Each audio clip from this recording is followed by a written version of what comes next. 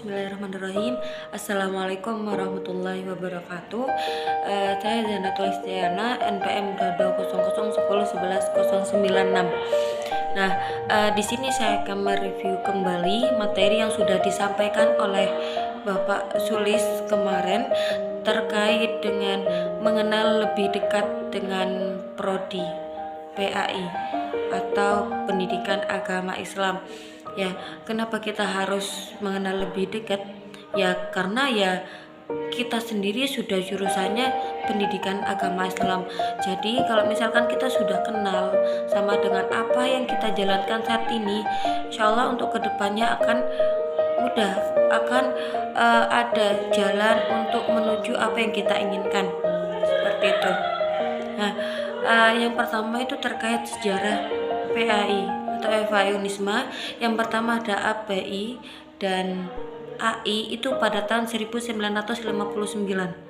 Selanjutnya ada Fakultas Tarbiyah wa Ta'lim NU pada tahun 1962. Dan selanjutnya ada Universitas NU pada tahun 1963 dan ada Fakultas Tarbiyah Unsur di Malang pada tahun 1980 dan Fakultas Tarbiyah Unisma pada tahun 1987. Nah, dan visi yang pastinya ya tentu untuk setiap prodi pasti punya visi dan misi, punya tujuan yang akan kita capai bersama, seperti itu. Dengan visi PAI di sini yaitu menjadi program studi yang menghasilkan sarjana unggul dalam ipteks dan budaya bidang PAI berlandaskan Ahlus Sunnah wal Jamaah. Itu visi dari prodi kita.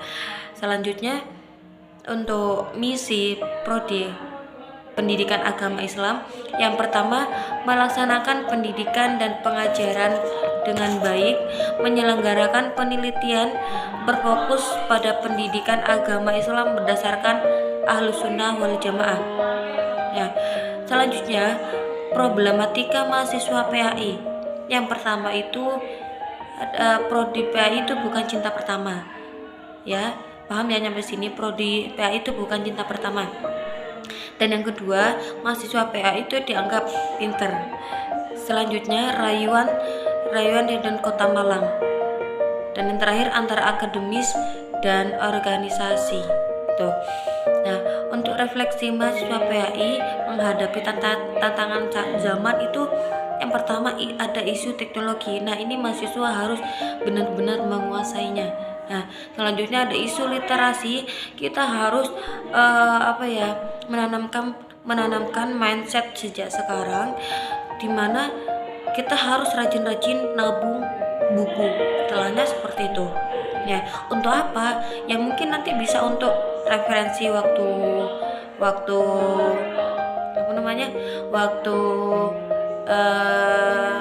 skripsi, seperti itu. Jadi kita harus benar-benar mempersiapkan dari sekarang. Selanjutnya ada isu karakter dan isu pedagogi, dan terakhir wirausaha.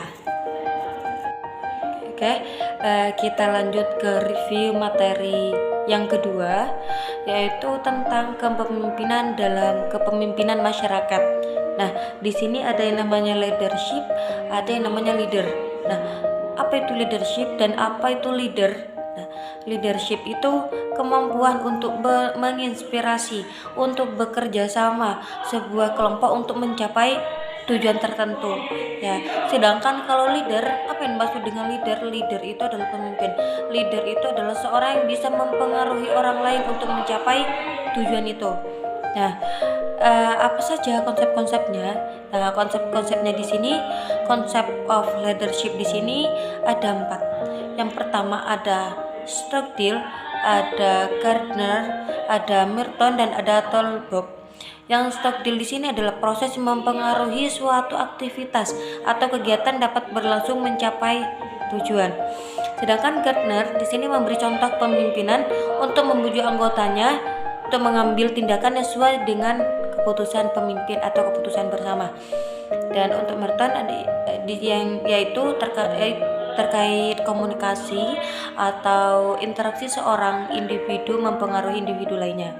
Dan yang terakhir ada toolbox, yaitu poin penting yang dapat mengubah suatu kelompok menjadi organisasi yang berfungsi dan berguna. Nah, sedangkan style of leadership di sini ada otoriter. Apa itu otoriter? Otoriter itu keras dan tegas. Tegas ya, bukan marah. Jadi harus tegas dan juga harus keras. Nah, terus selanjutnya ada laissez-faire atau kebebasan penuh. Pemimpin yang bersikap di sini adalah pemimpin yang bersikap tengah, memberikan kebebasan pada bawahan. Nah, selanjutnya ada yang stylenya demokratis, yaitu pemimpin yang memberikan atau yang bersikap tengah antara memaksakan kehendak dan memberikan kelonggaran pada bawahan. Nah, apa sih evolusi kepemimpinan? Evolusi kepemimpinan di sini yang pertama ada lingkungan stabil. Dalam hal ini adalah lingkungan yang tidak mengalami perubahan, situasi lingkungan yang bisa diperkirakan dan selalu bisa dipastikan keadaannya. Nah, sedangkan lingkungan chaotic ditandai dengan keadaan dan situasi yang berubah. Nah, 10 peran yang harus dimiliki oleh pemimpin. Yang pertama monitor, yakni mencari dan menerima informasi. Kedua, peseminator, menyebarkan informasi-informasi pada anggotanya. Dan spokesperson, memberikan informasi pada pihak luar maupun melalui pidato. Nah, sedangkan selanjutnya figurehead, melakukan tugas seremonial dan tugas simbolik seperti tanda tangan dokumen dan lain sebagainya. Selanjutnya pemimpin harus punya sikap pemimpin, pastinya seperti itu ya, karena ini berfungsi untuk mengarahkan dan memotivasi bawahannya. Selanjutnya harus liaison manager atau mempertahankan hubungan informasi baik luar maupun orang. Selanjutnya ada entrepreneur, mengembangkan proyek baru, dan juga ada pengendalian masalah, pembagian sumber daya berupa keuntungan organisasi pada yang berhak, dan yang terakhir negosiator, ya maksudnya mewakili orang dalam bernegosiasi seperti kontrak kerjasama, pembelian barang seperti itu. Nah, sedangkan untuk ciri-ciri atau karakteristik pemimpin itu juga ada 10.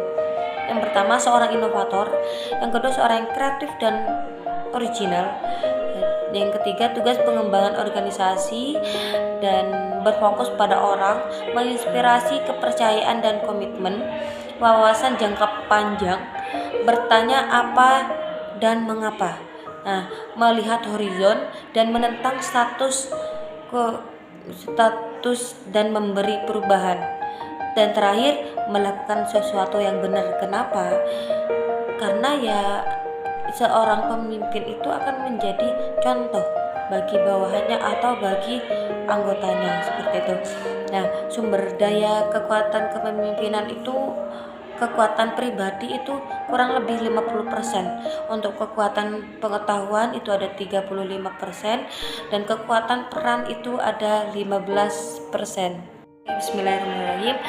Selanjutnya saya akan mereview kembali materi yang ketiga, yaitu terkait Forsima. Nah, apa yang dimaksud dengan Forsima? Forsima di sini yaitu Forum Silaturahmi Mahasiswa PAI atau Pendidikan Agama Islam. Nah, bagaimana sejarah terbentuknya forum ini? Forum ini tuh terbentuk pada tanggal 3 Desember tahun 2011, jadi 10 tahun yang lalu.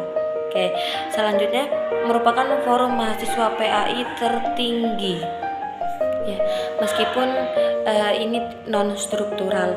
Nah, selanjutnya organisasi mahasiswa yang mengikat seluruh mahasiswa yang dipresentasikan oleh lembaga kemahasiswaan PAI. Nah, itu untuk sejarahnya. Nah, apa sih fungsi dari Forsima ini sendiri? Forsima itu sebagai wadah aspirasi dan komunikasi mahasiswa PAI.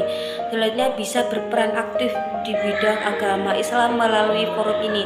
Jadi kita kalau misalkan memang ada bakat di situ, kita bisa meluapkan, kita bisa meningkatkan di forum ini. Oke, apa tujuannya? Ya tadi tujuannya untuk mewujudkan komunikasi serta koordinasi antara sesama mahasiswa PAI. Nah, visi dari Forsima ini sendiri yaitu unggul dalam mutu, santun dalam perilaku, menuju PAI yang lebih maju. Dan divisi Forsima PAI Jawa Timur itu yang pertama publikasi dan jaringan, yang kedua kaderisasi, yang ketiga SDM, dan yang keempat pendidikan dan intelektual. Forum tertingginya di sini ada kongres, ada musyawarah wilayah, ada atau yang biasa disebut Musyawil, dan yang terakhir ada rapat koordinasi wilayah. Mungkin ini saja yang bisa dapat saya sampaikan. Kurang lebihnya saya mohon maaf. Wassalamualaikum warahmatullahi wabarakatuh.